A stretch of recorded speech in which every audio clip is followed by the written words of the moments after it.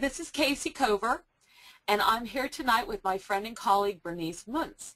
And I know Bernice because she's certified in SATS, the Alia training system, and we're very proud to have her on board. And she started out as a dog trainer and had her own dog school, and then started to specialize with rabbits.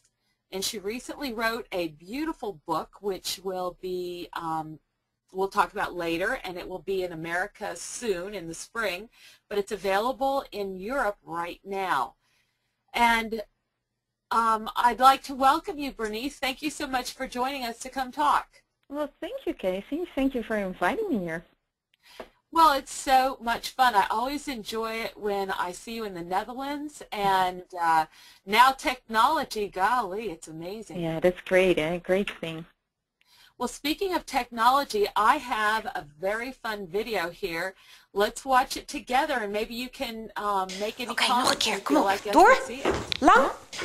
Door, nog een keer, kom op. Door, X, lang. Goed.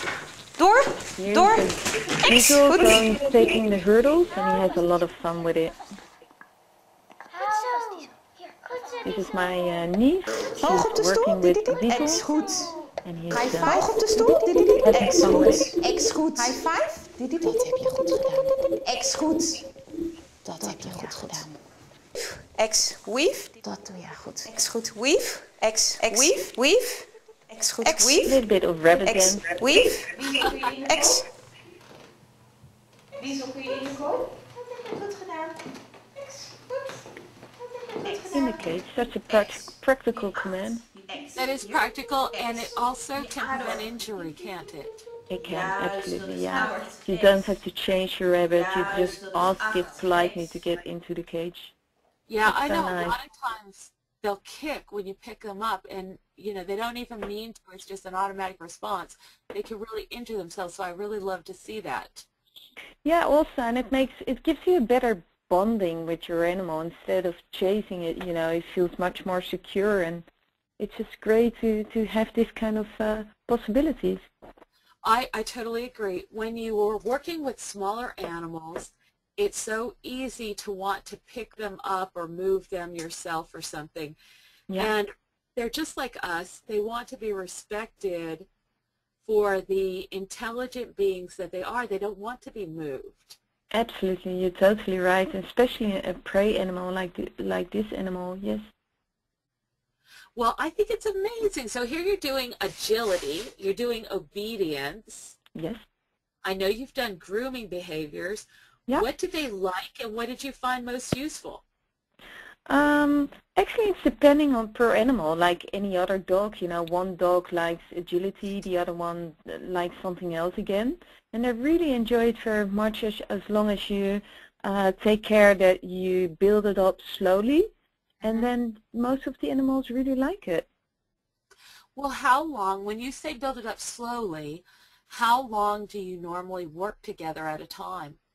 I have a new rabbit, and this new rabbit, it took me 3 days. He's young, he's very, very fast and very powerful animal. Mm-hmm. And he learned to take a simple obedience class in just, you know, agility class in just 3 days.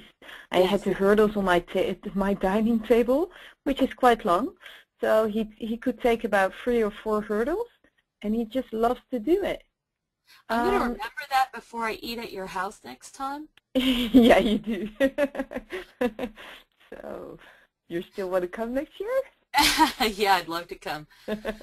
So really they can learn to do anything that any other kind of animal can learn, it sounds like. Yes, the sky is really the limit. So, Bernice, what kind of a pet does a rabbit make? Rabbits can really be great pets. If you just think of what kind of pet it is, because it is an animal who likes to flee, and it needs a lot of socialization to be able to cope with life, a little bit more, I think, than a dog. And as long as you take care, you have a good socialization, you don't want to drag the rabbit around the whole day, and then you have a great pet. So when you say they have more of a tendency to flee, they're just a little bit more ready to get worried and run away from something than you would expect a dog to be. Is that what you're saying? Yeah, absolutely. A lot quicker because, you know, in wild, they the whole day they look for if they're not being chased or being eaten. So when an animal, a rabbit hears a sound or sees something he's not familiar with or anything he doesn't recognize, he will flee. So it takes a little extra training to teach him about this environment so that he can cope with it successfully. Absolutely, yes. Well, what about litter training your rabbit? Can they be litter trained? They're very easily litter trained. What I do is when I get a new rabbit, I put it in the cage I have, and in the beginning I don't start with a really big cage, but a quite small one. And I put a litter tray in a corner. And if the rabbit chooses the other corner, I put another litter tray over there. And what I do is I make a difference between what I put in this litter tray as in the rest of the cage. So the rabbit really sees the difference. That is not a necessity, but it does make it easier. And then when he's okay in the cage, when he doesn't pee around in the rest of the cage, then I make it a little bit bigger. For example, I take a little baby gate or something and I put it around the cage so he has a little bit more space. And then I finally make it bigger and bigger. And I have a rabbit now here of 11 weeks and he's just totally housebroken. It's great. I can let him go into the house and he will not pee except in his litter tray. Wow, that's great, because I was surprised to learn that this is the most popular pet in the United Kingdom. Yes, it is, yeah. And many people that live in cities and so forth and could not keep a dog so easily could really keep a rabbit. Yes, yeah, they can. And you know what? It's so much fun with them. They are just so curious. They're very loving animals, and you can do so much with them. You know, you remind me of something that I've learned, which is every animal I've ever worked with is so incredibly intelligent and full of personality. That's true. It's absolutely true. Yeah. And starting with the crabs we worked with. Yeah. And they get excited about learning. Yeah. And they strive to do things, and they make relationships with you. Yes. And it's just amazing. It's really a privilege for, you know, to be a friend with, and the American Indians here call them people of another nation. Yeah, that's, and I really love that. Great. Yeah, it's really, I do feel privileged that I was able to show other people, and myself of course, and you know, what I discovered with those animals. And I know many people already did it. I'm certainly not the only one, but I think I'm the only one who wrote a book about it.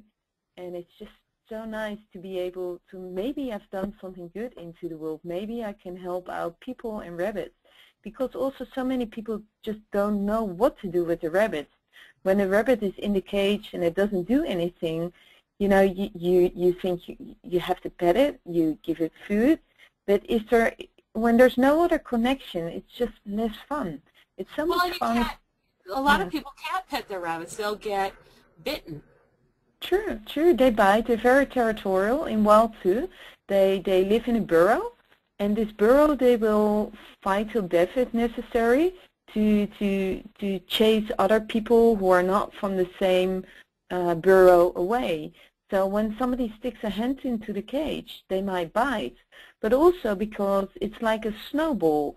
You know, in wild they would do it, but also those rabbits don't get out of the cage, so they have more energy, and this energy they will use when something happens, like sticking a hand into the cage. They often live on their own while they're very, very social. So it's no wonder that a rabbit will go aggressive, because we don't often do it right enough. Yeah, and so What is a more appropriate way to invite your rabbit to interact rather than sticking your hand in the cage and trying to touch him? How would you start that? I would let a rabbit come to you instead of I going to a rabbit. You know, ask the rabbit to come to you. And if you make a small space, like for example, if you have a cage in a living room and you let this rabbit go out of the cage, there's a big living room. And because it's an animal who likes to flee, it needs to check the living room totally before he's able to learn or to see other things. And if you make his world not too big in the beginning, he's able to enjoy you a little bit, because instead of having the whole living room, it's just only part of it. And then you are also interesting for him.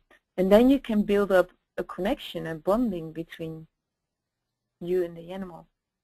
Well, and that seems to be very consistent with all the animals I've worked with, whether it's a rhinoceros or a monkey or a rabbit or a crab or a dog. Yes. Yes. Well, now, Bernice, do you explain this process in your book? I do, yeah, totally. Everything, I think everything is in it, from where to choose rabbits, where to go to, what to think about, what kind of rabbit is right for you, about socialization, about what things he's able to eat or not, what happens if he's ill, what can you do about it, what if he doesn't want to eat, about training, about housebreaking, about playing with your animal. So there's a lot in it, yes. Well, that's great. So it's kind of a Bible for a rabbit owner, so that there's references on, well, that's great. Yeah. That's really great. And I have been privileged to see some of the training materials, and I think it's wonderful. People are really going to have a lot of fun. Well, thank you, Kayce, because it was you who told me this. Without you, I could not ever have done this. Well, I'm not sure it would have held you back too much, but I'm sure of it. You've done a great job with this, and I'm thrilled to be bringing it to rabbit lovers all over the world. So your book is out in the Netherlands right now. Is it all over Europe? Yes. Well, actually, at this moment, it's only for sale in the Netherlands and Belgium. People can still order it online on my site. But next year, spring, we will start to translate it together, and it will come out in English. Well, I'm really looking forward to that, and we'll do maybe a webinar then and help people get started. That would be great. And I'm thinking we're going to see the whole world of rabbit ownership change in the United States. Hey, high five. That's a, yeah. If we were here in person, I owe you a high five, because we can't do it. Now, where can people buy it? If they want to read it in Dutch, where can they buy it? Right off your website, or? Right at my website. It's called in Dutch, dierentrainer.nl, and it translates to animal trainer in Dutch. Okay, and I have a copy in Dutch, and I'm loving it. I'm, of course, having to practice my Dutch. You're good in Dutch already. Thank you. Thank you, but I could really get into trouble in Dutch. Now, what about a mailing list? Do you have a mailing list for people? No, I do have Twitter. I have a blog, and I think that's that's consuming more than enough time. Yeah. I understand about that. What else is coming up for you in the near future?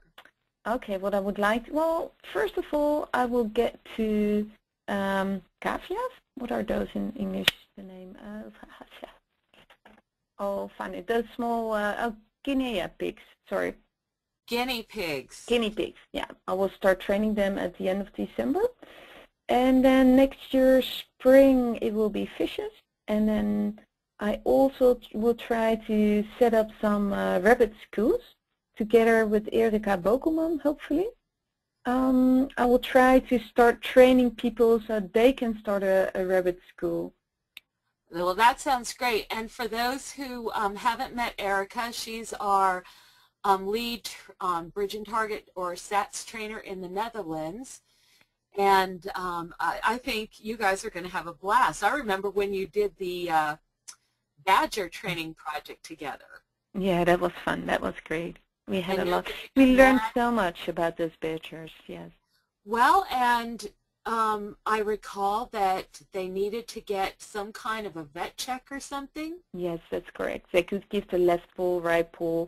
They could. They had a sort of rack hanging above them, so they could hold on to it, and then they could turn around. So we could ask for the stomach, for the front, or for the back, or for the left hand, or the right hand, or the right feet, or, that was, yeah, that was really nice. Or the showing their nails. We could even, oh, I'm not sure if I can explain this in English, but one of the badgers needed to be operated. So of course they need to have anesthesia, and they wanted to do it on a way we did not really like. So what we taught them is to, oh gosh, how should I explain it? We had something so we could force the animal down, but the animal knew in advance what was going on. So it would lie on the floor, and whatever would happen, he wouldn't move, and he did it on his own. Yes. I'm not sure. I totally understand. Maybe I can help out here. Thank you. Because just the process of explaining things to the animals, we can give them a word and then show them what that word means. Then we can turn around and use the word to explain what's going to happen. And when it comes to restraint, if the animal doesn't understand the process, he can be terrified. And he can fight it and possibly be injured. But really, when they do understand it, they actually can often really enjoy it. There's something very relaxing about the compression. Yes. And when I worked with seals and sea lions and other animals and other marine mammals, then we taught them to go into their restraint cages, turn around, face the door, lie down, and it was only after they were completely calm and laid down in the position for us to crank the squeeze cage down that we would then close the door. So it was totally voluntary. Yes, absolutely. Thank you for... Yeah, and they would go in and just have like a little spa session, like getting a massage or something. Yeah. So you change it from being this violating, intrusive event in their lives where somebody grabs them, holds them down, squeezes them, into, hey, do you want to get relaxed? Come on in. Yeah. And so it's really a wonderful thing, not to mention it's much safer for everybody else working, and in the case where an animal needs to have surgery, they are at greater risk if they are upset. Absolutely, yeah. And they were upset quite quickly, to be honest, and it was so, again, I feel very privileged to be able to work with animals and to do this and to teach them and then to show other people that it is possible. Well, I totally agree with you. It is a privilege. It's a privilege to be able to work with them closely, to be close friends, not just close friends, but to be trusted friends. And it's really a privilege to share that with others and to maybe make a contribution to the well-being of other people and other animals all over the world. Yeah, absolutely. Well, Bernice, I think this is beautiful, and I think it's marvelous. I can't wait to see it in the United States, and I'm privileged to be helping to bring that about. Well, thank you, Kayce. Well, I wanted to give you a chance to say anything else you'd like to say. To be honest, just thank you for listening, and maybe just do part of it with rabbits, you know, give them a more natural life, let them live together with another rabbits, and they're bored so easily. So if you start doing something with them, whatever you like, if it might be rabbit dance, it might be agility, it might be trekking, it might be teaching your rabbits to play football, it doesn't matter, whatever you like and the rabbit likes, you have a so much better life, and that's what I really would like for all the rabbits. Well, I think that sounds wonderful. Bernice, thank you for sharing your evening with us. I'd love to. Thank you. Pleasure was mine. Well, I look forward to seeing you again. Great. I hope everybody will go out and learn how to do the high five with your rabbit. All right, good night. Okay, good night, Kayce. Thank you.